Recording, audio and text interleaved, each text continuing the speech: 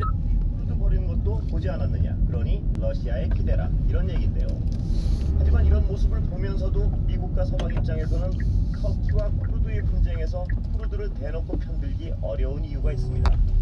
나토 제2의 군사력 전방에 과속 방지턱이 있습니다. 밀접하게 엮여있기 때문입니다. 나토의 9개 신속 대응 사령부 중 하나가 이스탄불 바로 인근에 위치하고 있는데요.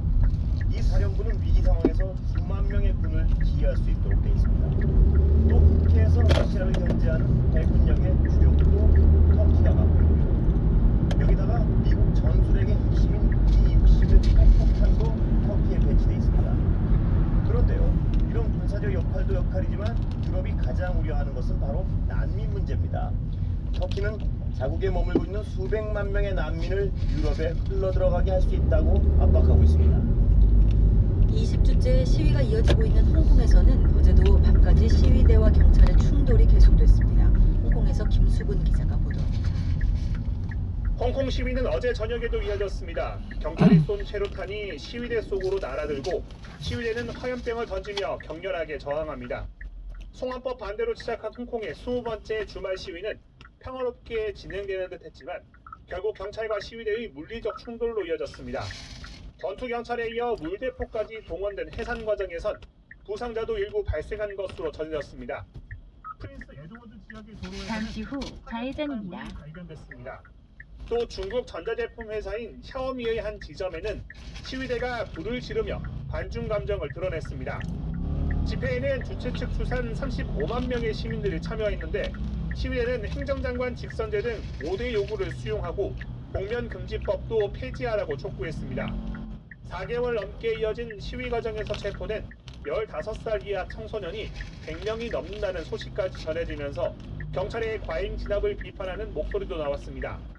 시위대를 향한 공격, 이른바 백색 테러도 이어졌습니다. 집회를 홍보하던 19살 남성이 흉기에 공격을 당했는데 경찰에 다수한 용의자는 중국 본토 사람인 것으로 알려졌습니다. 대규모 시위를 주도하는 민간단체 대표 피습에 이어 다시 일반 시위대가 공격 대상이 됐지만 앞으로도 시위를 이어가겠다는 게 참가자들의 생각입니다. 홍콩에서 MBC 뉴스 김수근입니다.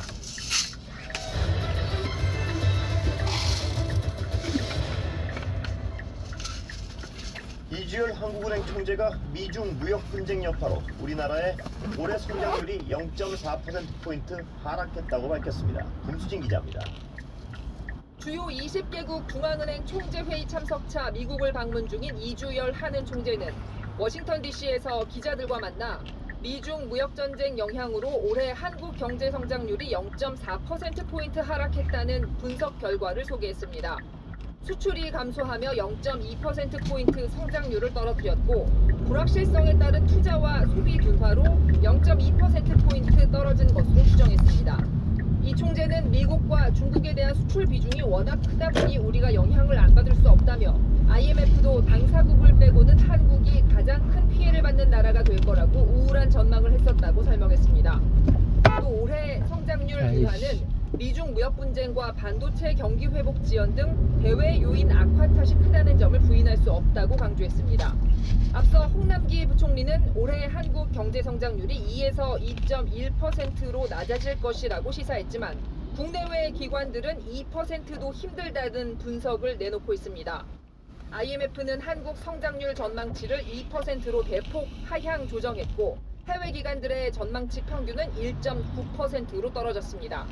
올해 성장률이 2%를 달성할 수 있을지 여부는 한국은행이 오는 24일 발표할 3분기 성장률을 보면 가늠할 수 있을 것으로 보입니다. 이주열 총재는 내년 성장률은 다소 약 300m 앞 종합운동장 방면 직진 방향 도시고속도로 입구로 주행하십시오. 후년에 들어설 것이란 전망이 있다는 것을 이유로 꼽았습니다. MBC 뉴스 김수진입니다. 민간인 출입 통제선 안에 있는 멧돼지에서 또다시 아프리카 돼지열병 바이러스 잠시 후 직진 방향 도시고속도로 입구로 주행하십시오. 경기도 연천군의 민간인 출입 통제선 안쪽에서 아프리카 돼지 열병에 걸린 멧돼지가 환경부 소속 국립환경과학원은 어제 연천군 장남면 반정리에서 발견된 멧돼지 폐사체에서 치료를 채취해 분석한 결과 바이러스 양성 반응이 나왔다고 밝혔습니다. 폐사체가 발견된 지점은 지난 15일 감염된 멧돼지가 나온 연천군 장남면 판부리에서 4.8km 정도 떨어진 곳입니다. 환경과학원은 어제 군인이 민통선 내 콩밭에서 폐사체를 발견했고 표준행동 지침에 따라 시루를 채취하고 사체를 매몰했다고 밝혔습니다. 이로써 지금까지 돼지 열병에 감염된 것으로 확인된 멧돼지는 모두 11마리로 늘었습니다. 발견 지점별로 보면 비무장지대 안쪽 1마리, 민통선 안쪽 8마리, 민통선 바깥쪽 2마리 등입니다. 어제는 민간인 출입 통제선 남쪽 3km 떨어진 곳에서 멧돼지가 발견돼 바이러스의 확산 우려가 나오고 있습니다. 환경부는 주변 지역의 토양이 오염됐는지 조사하고 신속하게 철조망을 설치하겠다고 밝혔습니다. 또 환경부 전 직원을 대상으로 멧돼지 아프리카 돼지열병 대응 방안에 대한 교육을 실시하는 등 바이러스 확산 저지를 위해 노력하고 있다고 말했습니다. MBC 뉴스 김입니다. 내일도 중서부 곳곳에서 미세먼지가 기승을 부리겠습니다. 기온은 내일도 따뜻하겠습니다. 이석영 기상캐스터가 전해드립니다. 완연한 가을 날씨가 이어지고 있는데 아쉽게 미세먼지가 유입되고 있습니다. 현재 초미세먼지 농도 서울은 보통이지만 아산이 오른쪽 첫 번째 차로를 이용하세요. 중부 서해안부터 농도가 조금씩 높아지고 있습니다. 차츰 그 밖에 중서부 곳곳에서도 농도가 짙어져 내일은 인천과 경기 북부, 충남의 미세먼지 농도 나쁨이 예상됩니다. 서울과 경기 남부도 오전에 일시적으로 공기가 탁해질 수 있겠지만 오후부터는 동풍이 불어들면서 낮아지겠습니다. 내일 하늘에는 오후부터 구름이 많아지겠고 제주도는 오후부터 밤사이 가끔 비가 오겠습니다. 동해안에서도 한때 빗방울이 떨어지겠습니다. 내일도 낮에는 따스해 서울이 24도, 대구 22도, 광주 23도까지 오르는 등 오늘과 비슷하겠습니다. 지금까지 기상센터였습니다. 지난달 개인들이 안전자산인 달러화를 대거 사들이면서 개인의 달러화 예금 잔액이 역대 최대를 기록했습니다. 한국은행이 오늘 발표한 거주자 외화 예금 동향에 따르면 9월 말 기준 내국인과 6개월 이상 거주 외국인의 달러화 예금 잔액은 136억 6천만 달러로 한 달 전보다 4억 8천만 달러 증가했습니다. 악화된 한일 관계로 한국에서 일본 제품 불매 운동이 이어지는 가운데 일본의 한국 수출이 크게 줄어든 사실이 통계로 확인됐습니다. 일본 재무성의 9월 무역 통계에 따르면 지난달 일본의 한국 수출액은 4,028억 엔, 우리 돈 4조 3천억 원 정도로 지난해 같은 기간보다 15.9% 줄었습니다. 월요일 뉴스포커스 마칩니다. 지금까지 진행의 논설위원 권순표, 아나운서 참여연이었습니다. 함께 해주신 여러분 고맙습니다.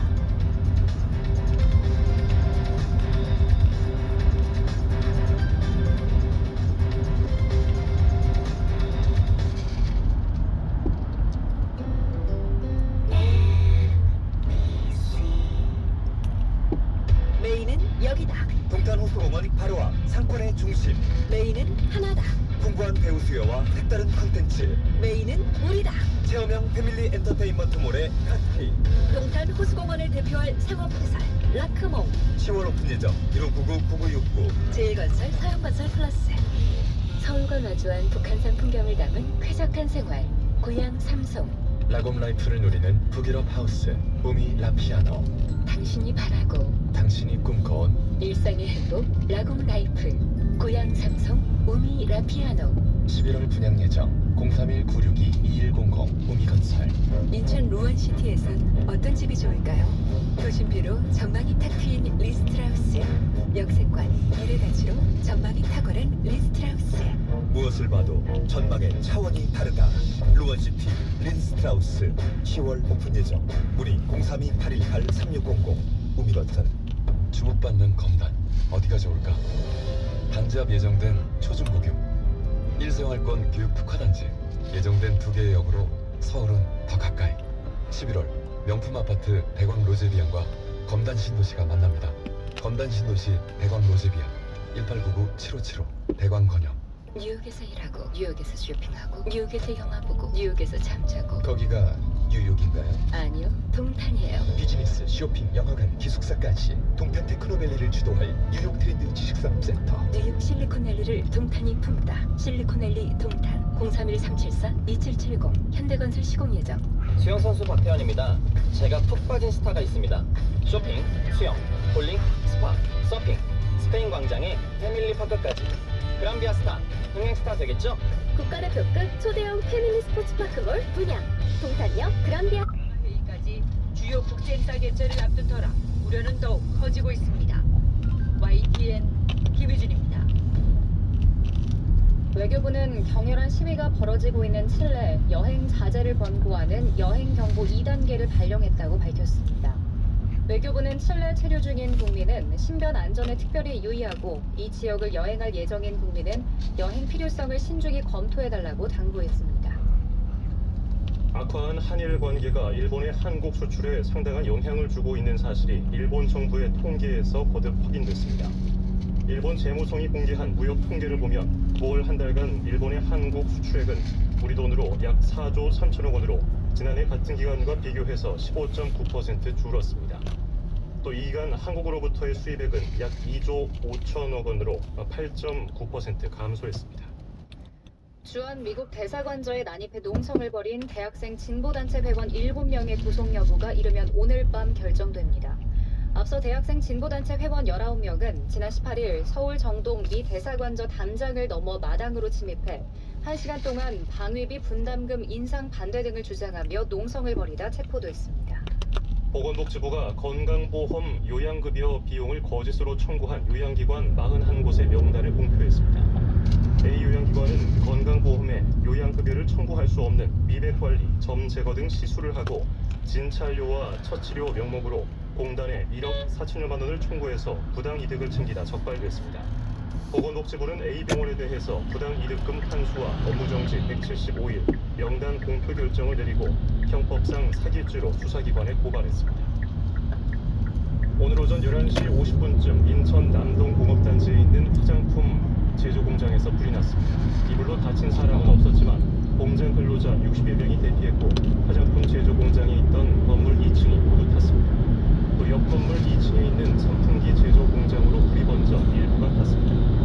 소방당국은 한때 인접 소방서가 모두 동원되는 대응 2단계를 발령하고 1시간 45분 만에 진화했습니다.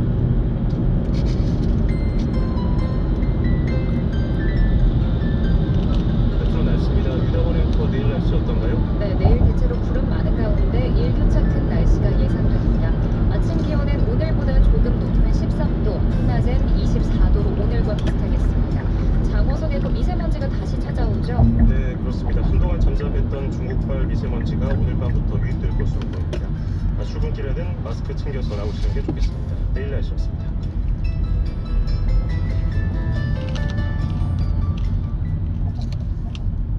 어젠 2588 대리운전 앱으로 편하게 집에 왔어요. 앱에서 전화했는데 상담원이 내 위치를 알고 있다면서 도착지만 알려달래요. 대박. 카드 결제, 현금용 수주, 마일리지 기능까지 2588 앱 설치. 괜찮은데요?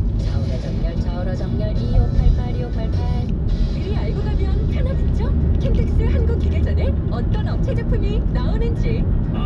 미리가 보는 전시회 오토페어. 최신 국내외 산업 정보는 물론 현장 할인 판매까지 한다죠?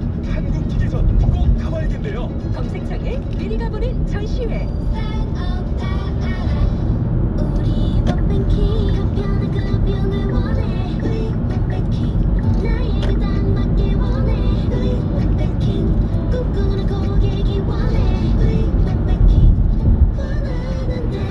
우리은행의 새로운 모바일 금융 우리 원뱅킹. 우리빌리 우리은행. 피곤해. 시원한 아이스 커피 어때? 근데 길 막힐 것 같은데 주차도 번거롭고. 이럴 때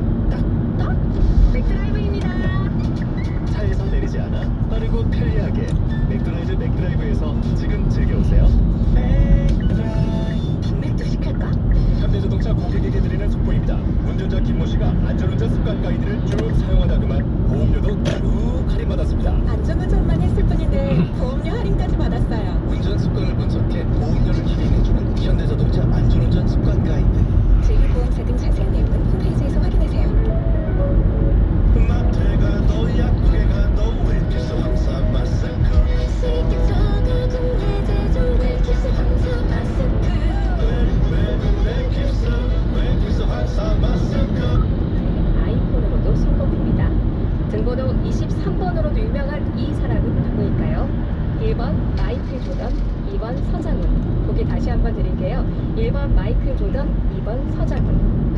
알겠습니다. 정답은 샵 8001번으로 보내주시면 되고요. 짧은 건 50원, 긴 건 100원의 정보 이용료가 추가됩니다. 네, 정답과 당첨자는 잠시 후 세계는 그리고 우리는 상황실에서 발표하겠고요. 당첨자 3분께는 견과류 세트, 잡곡 세트, 그리고 문화상품권 중에 하나를 보내드리겠습니다. 네, 지금까지 외신 탐험대 이하나 리포터였습니다. 오늘 고맙습니다. 네, 감사합니다. 나에게 꼭 맞는 생유산균 락토핀.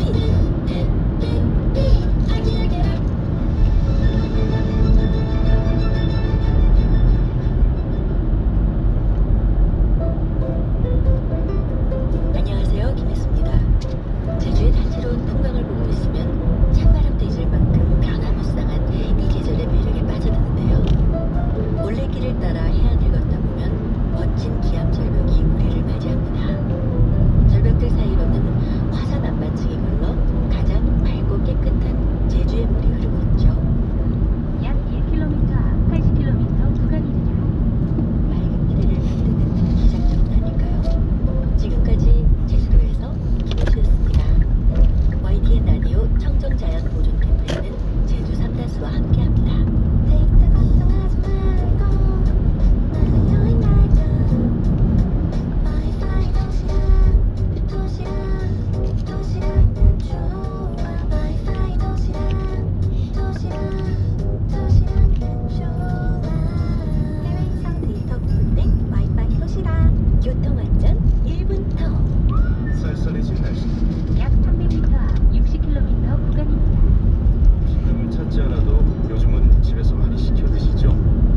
최근 주문 배달 서비스의 발달과 개인형 이동수단의 이용이 늘어나면서 오토바이 사고가 매년 증가하고 있는데요. 게다가 우리나라의 안전모 착용률은 선진국에 비해 현저히 낮다고 합니다.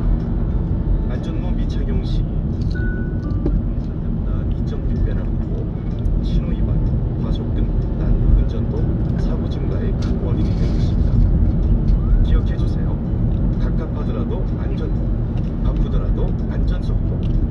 우리 모두의 안전을 위해 선택이 아닌 필수입니다. 교통안전 1분 톡. 국토교통부와 한국교통안전공단이 함께합니다. 속도를 줄이면 사람이 보입니다. 사장님, 어제 옆 공장에서 환경이 아빠가 일하다가 손이 끼어 다쳤대요. 아니, 어쩌다 그런 사고가 발생했지? 항상 안전장치를 제대로 설치하고 안전수칙도 철저히 지켜야 하는데 말이야. 어제 고용노동부에서 전국 사업장을 대상으로 4월부터 작업 환경 실태 조사를 한다고 우편이 왔어요. 사업장 작업 환경을 정확하게 조사해서 정책에 반영한다고 하네요. 그럼 우리도 정확한 정보를 제공하도록 준비해야겠군. 신속하고 정확한 작업 환경 실태 조사가 올바른 산업재해 예방 정책 수립에 도움이 됩니다. 이 캠페인은 고용노동부와 안전보건공단이 함께합니다. YTN News FM. 뉴스 FM 교통정보입니다. 곳곳에 사고 소식이 이어집니다. 일단 반포대교 남단에서 북단 가는 길이고요. 중간 지점 3차로에서 승용차 추돌 사고가 발생했습니다. 그렇다 보니까는 뒤쪽으로 이어지는 반포대로가 서울 성모병원 이전부터 밀리기 시작해서 반포대교 북단 쪽으로 시속 20-30km 미만으로 정체가 약 300m 앞 60km 신호위반 과속 단속 구간입니다. 고속터미널 사거리를 조금 지난 지점 2, 3차로에 걸쳐서도 승용차 추돌 사고가 발생을 했는데요. 이 구간 지나실 때 차로 변경에 주의해서 이동하셔야겠고요.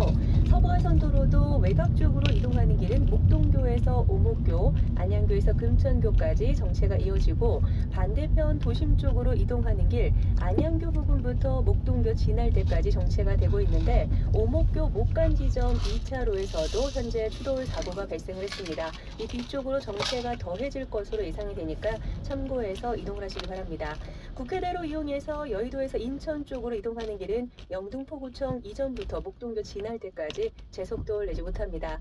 한강을 따라 이동하는 올림픽대로 공항 쪽으로는 한남대교에서 가양대교까지 쭉 밀리고 있고요. 강변북로도 일산 쪽으로 가는 길은 동작대교에서 가양대교까지 정체 서행을 반복합니다.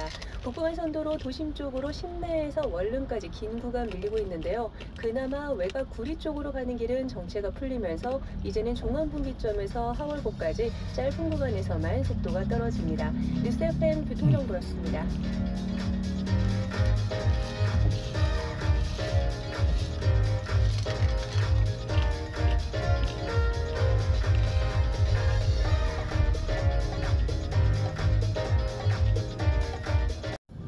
요청할 것으로 보입니다. 여야 3당 교섭단체 원내대표들이 오늘 회동을 가졌지만 고위공직자 범죄 수사 첩보 처리를 놓고 첫 소식은 검찰의 정경심 교수에 대한 영장 청구 소식입니다. 강희경 기자가 전해드립니다. 고심을 거듭한 끝에 검찰은 결국 정경심 교수에 대한 구속영장 청구를 결정했습니다. 정 교수의 건강문제 호소에도 불구하고 핵심 피의자로 신병 확보가 불가피하다는 원칙론을 앞세운 것으로 보입니다. 정 교수의 입시 부정과 사모펀드 의혹 등에 대해 검찰이 적용한 혐의는 모두 11가지입니다. 우선 자녀의 입시 비리와 관련해 위조된 표창장과 인턴 증명서를 국내 여러 의전원 입시에 활용한 혐의가 포함됐습니다. 위조 서류로 부산대 의전원 등 국립대의 입시 전형을 방해한 데에는 위계에 의한 공무집행방해 혐의를, 사립대의 경우 업무방해 혐의를 적시했습니다. 동양대 총장 표창장을 위조한 혐의, 즉 사문서 위조 혐의로는 공소시효 문제로 이미 재판을 넘긴 상태입니다. 딸을 동양대 연구보조원으로 등록해 수당을 받은 데 대해서도 이름만 올려 허위로 수당을 타낸 것으로 보고 범죄 혐의에 포함했습니다. 사모펀드 투자와 관련해서는 운용사의 차명으로 투자하고 투자처 경영에 개입했다는 의혹 등에 대해 업무상 횡령과 자본시장법 위반 혐의를 적용했습니다.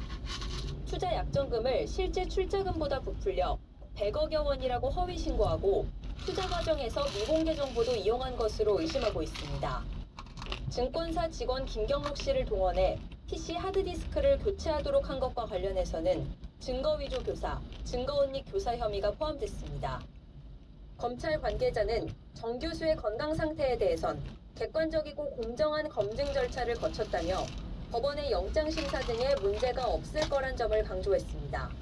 또 구속 전 피의자 신문에서 혐의의 중대성과 증거인멸 우려 등도 충분히 설명할 예정이라고 밝혔습니다. YTN 강희경입니다. 조국 전 장관이 후보자 신분이던 지난 8월 말에 압수수색을 시작으로 대대적인 수사에 나선 검찰은 부인 정 교수를 이번 의혹의 핵심 인물로 보고 있습니다. 모두 7차례 소환해 조사한 끝에 신병 확보에 나선 것입니다. 그동안의 수사 과정을 이경국 기자가 정리했습니다.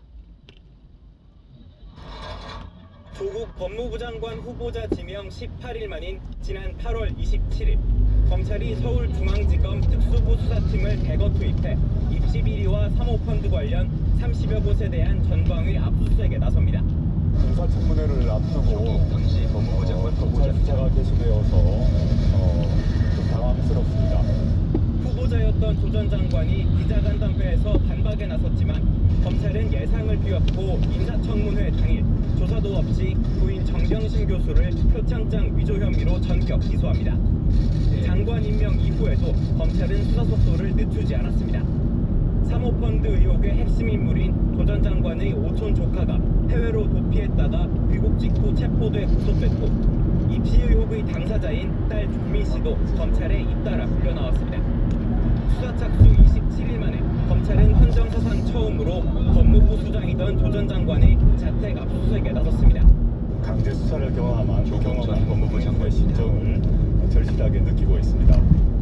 그러나 11시간 압수수색 등 과잉 수사 논란이 커졌고 이후 검찰 개혁을 요구하는 목소리가 주말마다 서초동 일대를 뒤덮었습니다.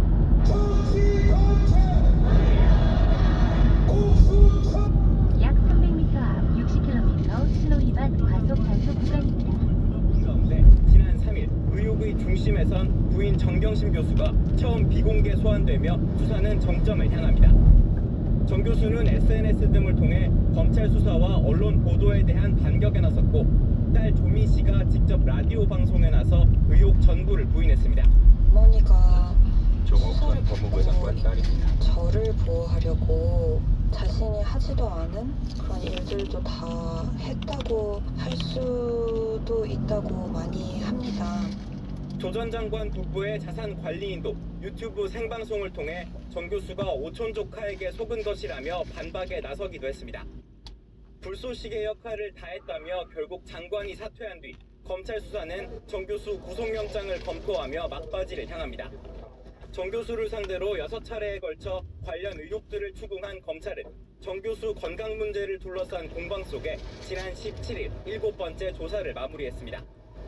결국 수사 착수 2달 만에 검찰이 정 교수에 대해 영장을 청구하면서 법원의 판단이 조국 일가 수사의 최대 분수령이 될 전망입니다. YTN 이경국입니다. 정경심 교수 측 변호인단이 검찰의 구속영장 청구와 관련해서 반박 입장을 내놨습니다. 먼저 입시 인턴 활동 내용과 문과 등에 관한 것이기 때문에 앞으로 재판을 통해서 해명될 것이라고 설명했습니다.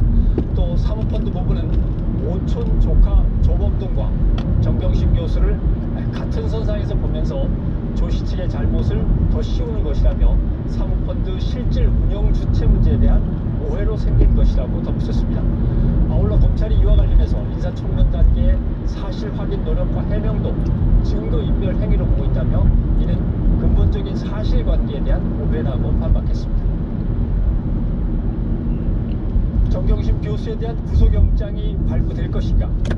잠시 후 전문가들과 함께 그 가능성을 따져보겠습니다. 그런데 정 교수에 대한 구속영장이 발부된다면 그 다음은 조국 전 장관 차례인가? 관심은 이리로 옮겨지고 있습니다. 검찰 수사의 다음 수순에 대해서 조성호 기자가 보도합니다. 조국 전 법무부 장관은 가족에 대한 검찰 수사가 자신과 무관하다는 입장을 견지해왔습니다. 실제 어떤 일이 있었는지는 저는 검찰 수사를 보면서 밝혀지라고 봅니다. 하지만 검찰 수사 과정에서 조 전 장관의 연루 가능성을 의심할 만한 흔적이 곳곳에서 포착됐습니다. 조 전 장관이 쓰던 자택 컴퓨터에서는 딸과 친구 등의 서울대 인턴 증명서 파일이 발견됐습니다. 조 전 장관이 속한 서울대 인권법센터가 발급한 것으로 돼 있는데 검찰은 위조된 것으로 판단하고 있습니다. 조 전 장관 컴퓨터에서는 한국자산관리공사를 상대로 한 공동학원 소송 관련 문건도 나왔습니다. 공동학원의 채무관계와 소송 과정에 조 전 장관이 관여했을 가능성을 의심케 하는 정황입니다. 공동학원과 조 전 장관 일가가 지난 2001년부터 지금까지 캠코에 지닌 채무는 128억 원에 이릅니다. 캠코 측은 100차례 넘게 전화와 우편 등으로 변제를 독촉했지만 빚을 갚겠다는 답을 듣지 못했습니다. 조 전 장관은 컴퓨터 하드디스크를 교체하러 자택에 온 증권사 직원 김경록 씨에게 아내를 도와줘서 고맙다고 말하는 등 증거 은닉 과정을 알고 있었다는 의혹도 있습니다. 이런 이유로 검찰은 조 전 장관에 대한 직접 조사가 불가피하다고 보는 것으로 전해졌습니다. 수사 결과가 없는 건 아니죠. 그런 말씀하시는 것 자체가 저희가 이 수사 내용이 밖으로 나가는 거를 좀 많이 풀어나가고 장관직에서 내려온 만큼 소환 조사에 대한 부담은 덜었지만 과잉 수사라는 비판 여론이 여전한 점은 변수가 될 수 있습니다. 결국 부인 정경심 교수의 구속 필요성을 법원이 어떻게 판단하냐에 따라 조국 전 장관까지 수사의 칼날이 향할지를 가늠하게 될 전망입니다. YTN 조성호입니다. 네, 검찰은 결국 정경심 교수에 대해 구속영장을 청구했습니다. 앞으로 영장 청구의 배경과 발부 전망 등을 전문가와 함께 자세히 얘기를 나눠보겠습니다. 자, 지금 이 자리에는 두 분의 전문가가 나와 계십니다. 어서 오십시오. 안녕하세요. 어떤 얘기부터 해야 될지 모르겠습니다. 혐의점을 너무 많이 열거해놨기 때문에 일일이 축조 심의를 하면 뭐 시간이 도저히 안 될 것 같고 일단 조국 전 장관의 동생의 경우 건강 상황도 영장 기각에 들어갔기 때문에 정경심 교수의 건강 상태가 저 정도라면 하고 있었는데 결국 영장을 청구했습니다. 어떻게 보십니까? 변호사님부터. 중요한 요소입니다. 사실 건강 상태, 만약에 보도된 바에 따라서 뇌종양, 뇌경색이 맞다면 자료가 제출됐을 겁니다. CT든 MRI든 제출됐으면 변호인이 그걸 위조하기는 저는 어렵다고 보고 검찰이 알고 있다면 사실은 상당히 중한 범죄가 아닌 이상은 청구가 좀 어려운데 그럼에도 불구하고 뭔가 히든카드가 있을 수도 있고요. 어차피 특수수사의 종착점은 구속영장 청구입니다. 아마 그런 어떤 예전의 그 특수수사의 어떤 기본 어떤 방식대로 한 게 아닌가. 이게 건강 문제 때문에 법원에서 기각되더라도 우리는 할 만큼 다 했다. 이런 어떤 검찰의 어떤 그런 자신만의 그걸 하기 위해서 결국은 영장을 청구한 것으로 저는 생각이 듭니다. 김병민 교수님. 네, 일단 건강 상태 부분은 조금 전에 말씀하셨던 것처럼 CT랑 MRI 등에 대한 이러한 서류들이 현재 검찰에 제출이 됐다고 합니다. 검찰 입장에서도 최종적으로 정경심 교수에 대한 구속영장을 청구하는 데 앞서서 실제 구속이 가능한 상태의 건강 상태인지를 최종 확인했을 것이고요. 현재로서는 구속영장을 청구하기에 무리가 없다고 판단한 것 같습니다.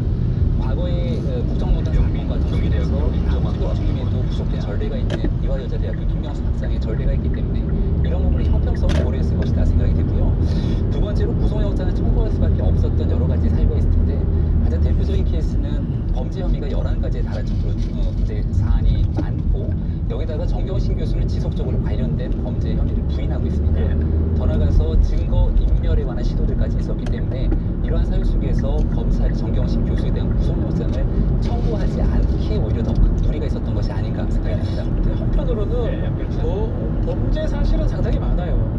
11가지, 11가지 정도인데 크게는 2가지 아니면 3가지로 봐야 될 것 같아요. 입시 관련된 거, 그리고 펀드 관련된 거, 그거 하면서 증거인멸했던 거. 그러니까 증거인멸은 뭐 다른 범죄라면 2가지 범죄를 갖고 딱딱딱 쪼개서 이렇게 영장 청구한 거기 때문에 범죄 사실이 많다고 보기는 어렵다고 생각이 듭니다. 그러니까 대부분 내용들은 보도가 됐던 부분입니다. 그렇기 때문에 뭔가 다른 게 드러났던 부분은 사실 없습니다. 지금도 마찬가지로 자본시장법 위반 펀드 관련된 거는 이 소유가 아닌 이상은 처벌하기가 어렵거든요. 그런 것들은 해결된 부분이 별로 없어요. 그런 상황에서 영장 청구가 됐기 때문에 이게 발부가 될지 안 될지 좀 지켜봐야 될 것 같습니다. 일단 영장 발부라고 하는 문제 이제 좁혀서 생각을 해보면 결국은 영장을 발부해야겠다라고 전방에 과속 방지턱이 있습니다. 큰 어떤 위험성이라고 하는 거면 증거 인멸이라든가 도주 뭐 주로 이런 건데 도주나 뭐 주거 부정은 빼고 결국 증거 인멸 아닌가 싶습니다. 아니면 새로운 커다란 또 다른 어떤 압수수색 과정에서 발견된 어떤 혐의가 있을까? 네. 김병민 교수님 어떻게 생각하세요? 그러니까 우리가 관련된 사건들을 볼 때 지속적으로 사건에 대한 혐의를 전방에 과속 방지턱이 있습니다. 판단하는 경우가 대다수였습니다. 더군다나 지금 자택에 있는 PC 하드디스크를 교체하고 전방에 과속 방지턱이 있습니다. 대한 증거 인멸에 대해서 검찰은 확신하고 있는 것 같고요. 두 번째로 저는 정경심 교수 측에 좀 아쉬운 대목이 지금 9월 6일 청문회 당일에 이 한투의 PB가 직접 노트북 가방을 들고 전달했다. CCTV에도 이러한 내용들이 담겼다라고 하지만 노트북을 전달받은 사실이 없다고 얘기를 합니다. 그리고 그 노트북의 행방에 대해서도 여전히 검찰에 협조하지 않고 있는 상황으로 볼 수 있고요. 그렇다면 추가적인 증거 인멸의 시도나 관련자들과의 입맞추기에 대한 시도 정황 등을 아마도 법원이 판단할 상황이 굉장히 높을 것 같다는 생각이 첫 번째 들고요. 그리고 더 나아가서 지금 현재 이러한 내용들이 결과적으로 정경심 교수 입장에서는 여러 가지로 지금까지 해왔던 부인 단계들이 결국은 구속으로 가는 길에서 이것들을 좀 피하기가 어려운 상태로 전방에 과속 방지턱이 연속됩니다. 보는 측면이 있습니다. 계속 얘기했다시피 2가지 보도됐던 범죄고요. 이것이 소명이 되는 게 첫 번째입니다. 중대한 범죄가 소명이 되고 소명이 됐는데 부인하거나 계속하면 증거인멸 우려가 있다라는 거거든요. 증거인멸